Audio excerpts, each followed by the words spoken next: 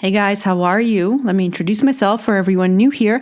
I am Natalia Schneidmiller and I help women, moms of boys, eliminate all the fighting in their relationship with their son and everyone else in their life. And I do that by helping them, teaching them how to manage their mind around everything that happens in life. And that's why in this podcast, I talk about everything and anything that might seem not related to you and your son, but actually it is directly related, because if we don't know how to manage our brain around anything else, then it will trickle down into our relationship with our son and every other relationship and will cause fights. So that's why I talk about everything on this podcast. So welcome back, everyone. I've missed you so much. I feel like it's been so long since I've talked to you, and it's because we were away in Mexico for a week with all of our kids, and so it's been a while since I've recorded. So I'm so excited to talk to you, and let me just give you a little update on Mexico, because this is a great example of the 50-50 percentage of life, 50 being good, 50 bad. I mean, we had overall, it was a successful trip. It was a twins' first time going to Mexico, and we were just so excited to see the kids' reaction, right? Because we've been there before, my husband and I have done it all, and this was kind of more for our pleasure to see the kids enjoy the beach and the pool and just to soak up the sun while it's super cold here in Canada. So we went there for a week, and it was great. We got all the things we wanted to do in the kind of like all the beach vacation things. So the 50 was good. All the good things we wanted to do, we did. Like my oldest son did a bunch of surfing on the flow rider, like the fake surf machine thing. My husband did the same, and my other boy and I did a little bit of like belly riding. And so anyway, everything was great. And the negative 50% was that because our family is so big, that resort could not provide us with a room big enough to support us. So we had to have two separate rooms. So I was in one room with the twinsies, with the 6-year-olds, and my husband was in the other one with the big boys. And there's good sides and bad sides to that. Of course, my husband and I, it was weird for us. We like to be together. We want to be together. We don't want to separate. And so that was kind of strange for us. Sometimes we felt like we were having a separate vacation, because my twins and I would wake up earlier than them. We'd have breakfast without them sometimes. And so that part kind of felt strange. On the other hand, it was actually great to have less people in the room, because it was less crazy. Because 6 of us, 4 boys, it usually is super crazy, super loud. So that was great. And the other part, anyway, I don't want to bore you with my vacation details. I just wanted to give you the kind of example of the 50-50 that happens. There's always going to be that 50% that's great and the 50% that sucks. Anyway, so that's that for that. And I wanted to talk to you today about the list, the to-do list. There's been a lot of talk with my clients about the to-do list, about the responsibilities list, and also in my own life, I have a list. Every day I have a list, and I have like a priority list of things that I want to make sure I honor every day, to have the life that I want. So, and even I want to give you a couple of examples, but the main thought I want you to walk away from today is this. It's not the list that makes you feel burnt out or overwhelmed or dread, or happy, or proud, or accomplished. The list doesn't do that at all for you. It's not the list. It's the thoughts about the list that will determine how you feel. That is why you will feel different things, different days about the list. If you have accomplished the list for that day, your thought will then determine how you feel. Not the list, okay? And so if you haven't checked everything off your list, you will then have a different thought that will create a different feeling for you, right? So this is the main distinction I want you to drill into your head, in my own head, because I have to remind myself regularly. Even this morning, while I had breakfast, I had to coach myself on this same thing. This is the example I want to give you. I want to give you my example, and I want to really share with you the brilliant thoughts of my client. Her brain came up with the most amazing thoughts, and I want to give them to you to borrow. And this is why I love my clients, because I don't even have to know anything. For them, they know everything in their own brain, in their own mind. I just have to help them access it. I have to ask the right question, and then they will know their own answer. And so often it's sometimes like so much better than what I could have given them. And it works a lot better for them because their own brain came up with it. Okay, so my example, this morning I coached myself and I felt dread. I'm feeling dread. I don't want to do anything. And the solution that my brain thought was to reduce things on my list. I'm like, the reason I'm feeling this way is because I have too many things on my list, right? This is the main symptom of when we think that the list is causing us a feeling.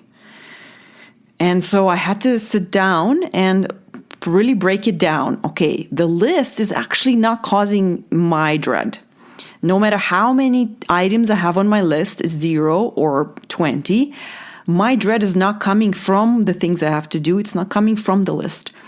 It really took me like a whole breakfast to really wrap my brain around it.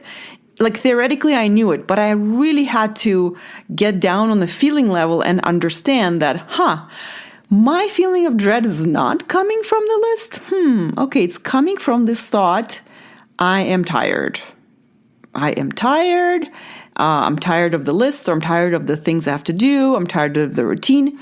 So that is the main takeaway, is that whatever you have on your list and all the things you have to do, that is completely unrelated to how you're feeling.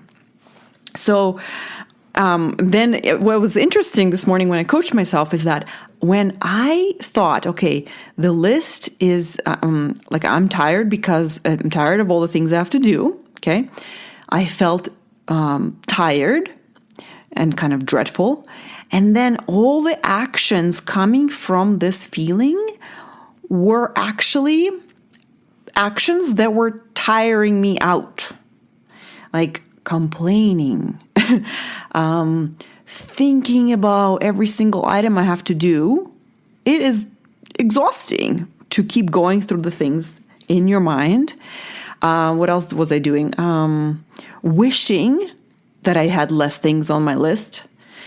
Not looking forward to doing the list. Thinking something's wrong with my list. Wishing that there was less things on my list. Well, I already said that. So basically all the actions that I was doing from this feeling of tired and dread were, and one of the actions for me was dreading. Like I would in my mind would be dreading. And guess what? When I did that, when I looked at all the things I was actually doing with this feeling, with that thought, it was all the things that were exhausting my own energy, which was tiring me out. And it wasn't because of the list, it was because of the feeling and the thought. The thought was, I'm so tired of this. Feeling tired, then dread, complain, think, wish it was different. And in a cycle it goes and go through my list in my mind. And so that is the example of my own coaching for my issue with my list. And there could be people have different thoughts about their list, right? So this is just an idea for you to really take this and apply it to yourself. Are you dreading doing things? Well, it's not coming from the things that you have to do. It's not coming from the list of all the things. It's coming from your thinking about it. What is your thinking about it? Like when I coached myself, to me, it felt true that I'm tired because of the list. It just felt like a fact. I am tired because of the list of things I have to do. No, that's not true. I am tired because of my thinking. My thinking is exhausting me. Because I could be thinking so many different things about my list. For example, I could be thinking my list is as good as done. That creates a different feeling, right? Or I do my list every day, feeling proud. Or this is easy. I do it every day, right? Feeling easy, maybe, light. I'm so impressive. My friend gave me that thought yesterday. It's so impressive. You get so many things done, right? You could be impressed with yourself. You could be motivated to get things done. You'd be like, oh, I love my list. Let's do this. Let's get it done, right? You could think, I love my list. Okay, I don't want to give it away, but my client came up with amazing thoughts about it, so I want to give you that a little bit later. So that's the point that I'm making to you, is that it's not the list that's causing your feelings. It's always your thoughts about the list, always your thoughts about things you have to do. So now I want to give you the thoughts my client had. She is brilliant, and she knows who she is. So listen up. So my client's first thought was, to-do list does not govern me, right? And of course her coaching was that she felt like it was governing her. She felt like a slave to the list. But as we accessed her own wisdom about it, it was such a revelation to her that this felt like the truth, that actually the list does not govern her. And she's not a prisoner to her list. The thought is, I'm not a prisoner to my list. In fact, my list is there to help me, right? Like, that is just brilliant, I think, because it's the truth. First of all, it's also true. You have a list, so you don't forget to do things you want to do, right? And so when we forget about that, we think, oh, I have to do everything on my list. I don't want to do it, blah, blah, blah, blah, blah. Dread, complain. You've completely forgot the whole point of the list. And if you just have to change your thinking. The other thought she had is, it is my tool, which is such a good perspective, because it puts the list back in its place as something that helps you, not something that you have to slave to, right? Not something that is determining what you should do. You are the one determining what you put on your list, and then you decide, yes, I will follow my list because I want to take care of myself. And this leads me to the next sentence. It helps me get my freedom. This was a thought from her head. Such an amazing thought, because this is the truth. When we do everything that we have on our list that we want to do, we are following our highest brain, our human brain that animals don't have. This is the difference. Animals cannot plan with their brain. They don't have that prefrontal cortex. And so they cannot plan anything. They're living in a primitive brain, and they're surviving and eating and keeping themselves safe. And that's what they do. We have the human brain, we have the prefrontal cortex, and the best function of it is planning and then directing our primitive brain. So when we make a list for ourselves to do for tomorrow, let's say, we have our best interest in mind, and we want to put all the things on that list that will take care of ourselves, that will take care of all of our priorities. We want to exercise and eat healthy and see our friends and take care of our family and do some work and, rest and go to bed early and all that stuff, right? So all the things that you know are good for you, okay? So you plan those things for yourself with your prefrontal cortex. And then if you actually follow through with that list, do everything on that list tomorrow, it will give you your freedom, because you will have done everything that is important to you. And when you do everything that's important to you, that simply creates the life that you want, which gives you freedom. Freedom to do anything you want, because everything is done, right? When you eat healthy and exercise, you have the freedom of feeling good and doing the things you love and enjoying your body. When you have your work done, you have freedom to feel good about yourself, to feel like you've contributed, to feel like you've done everything you can to not work right now, right? And the same thing with taking care of the people in your life, taking care of yourself, right? Because when you don't do any of those things, not only do you not have the results of the life that you want, but you also have that guilt and kind of terrible feeling of, oh, not only am I not fit, overweight, work is not done, I don't have money, but I also feel really, really guilty about this and I feel behind. And you also have all those feelings on top of that. So now you're completely the opposite of free because your life is a total mess, right? Okay, I hope I painted the freedom picture for you well. So those thoughts I thought were just so brilliant because instead of being a slave to your list, you can be friends with your list. And this is how I like to think about it, is my list is there to help me. My list is there to take care of me. When I make my list for the day, I am taking care of my future self with this list. And so it's a relationship between me right now and me in the future. And for example, if I plan something on my list that it will take time, like if I plan too many meetings in my day, and when the time comes for me to do them, I'm actually too tired. I don't have time. I don't have energy for it. And I get really frustrated at myself that why did I plan so much for myself? Right?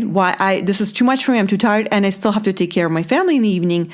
Then this is feedback for my past self to say, you know what? You planned too much for me. Next time, can you please plan less? 2-3 meetings tops in one day because I still need to save energy for my family in the evening, right? As an example. And so then that becomes that relationship with feedback. Instead of getting mad at yourself, oh, my stupid self, I did this again to myself, you can just simply stop that judgment. You don't have to judge. You don't have to be mad. You'll be like, oh, okay, I see. Oh, now I know that I just need to plan less for myself for this day.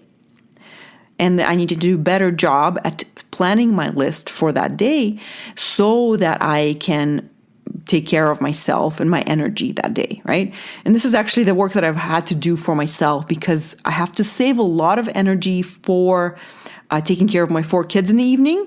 So this is something that you have to really plan your energy for, and you guys are moms, right? So the same thing for you, right? If you go into the evening with the kids with your energy already at a minus, well, this is just a recipe for, of course, snapping and yelling and fighting and then beating yourself up and feeling guilty. And so, of course, this is a great opportunity for you to evaluate, how did I plan my energy, right?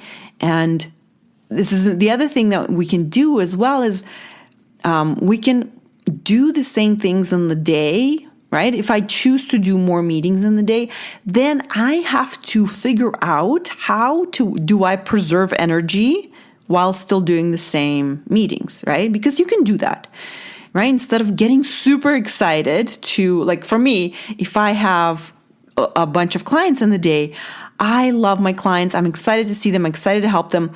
And I have to really throttle my excitement and my ideas. I have a lot of ideas that come to me after I see my clients, for my clients. So I have to really kind of not be as excited, kind of tone it down a bit so that I have more energy for later. Because excitement kind of drains me. It's emotional energy, right? So I kind of have to be smart excited. So just as an example for you to think about for yourself, right? Because energy, it doesn't have to be always stress and tiring energy. It can be excited energy, right? That's why we can also get tired from simply being excited. I do that all the time. So, to summarize, your list does not cause any of your overwhelm, any of your dread, any of your anxiety if you have it. It also doesn't cause you to feel good. It doesn't create your feeling accomplishment. It doesn't create any feeling of being proud. It doesn't do anything for you, that the list itself, and you doing all those things. Like, it doesn't do anything until your brain has an opinion about it, until you have a thought about it. Then that will create a feeling for you. And I want to tell you that you can actually decide ahead of time what you want to think about your list, and you can do that on purpose. So on purpose, you can decide to think, my list helps me get my freedom. And if my list doesn't work for me, I can then change it, right? For example, I will make sure my list works for me, right? You can think that too. And you can ask yourself, how do I want to feel about my list? And you can feel loving, right? You can feel like, oh, this is such an amazing, loving tool for myself. You can feel love. You can feel happy that you have that tool. You can feel proud. You can feel accomplished, right? You can feel satisfied. Satisfied is a really good one. You can feel satisfied, like, ooh, I just love getting things done on my list. I'm so good at doing it. And I'm so good at planning my list. And on and on and on, right? So how can you create the feeling of satisfaction for yourself with a sentence? What sentence would you think for yourself about the list? And then you can create that, right? The same thing goes for when you didn't get your list done, when you didn't get everything checked off. What's your thought? What will be your thought about the list, about yourself at the end of the day? And this is what my client really struggled with, is making it mean something about herself as a person if you don't get it all done, or you don't get it all done in time. And if you make it mean something about yourself that creates shame, there's something wrong with me, I should do it faster, I should do it right away, people are expecting things of me, I need to get it all done, I didn't get it all done, then that is not helpful, right? That just makes you feel bad. We don't want to do that to ourselves. That doesn't create anything helpful. All it creates is you feeling bad. It doesn't actually get the things done, right?